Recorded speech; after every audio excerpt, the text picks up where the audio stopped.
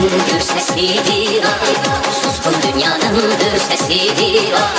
Göründüğü gibi olan gücünü milletten alan Recep Tayyip Erdoğan. Göründüğü gibi olan gücünü milletten alan Recep Tayyip Erdoğan. Recep Tayyip Erdoğan. Recep Tayyip Erdoğan.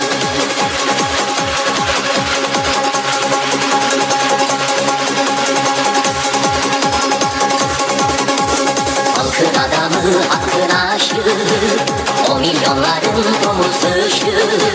Mazlumlara sırdaş olan, gariplere yoldaş olan Recep Tayyip Erdoğan. Mazlumlara sırdaş olan, gariplere yoldaş olan Recep Tayyip Erdoğan. Recep Tayyip Erdoğan. Recep Tayyip Erdoğan.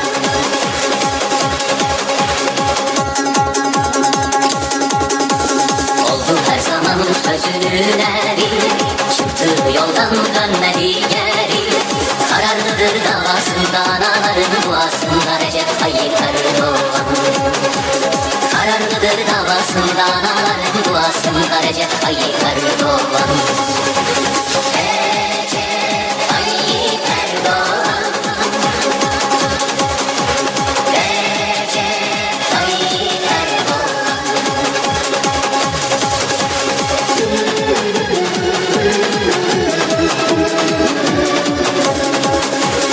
Sözü dost doğru yoktur riyası, zalimlerin korkulu rüyası.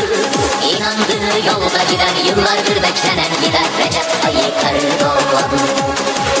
İnandığı yolda gider, yıllardır beklenen gider Recep Tayyip Erdoğan.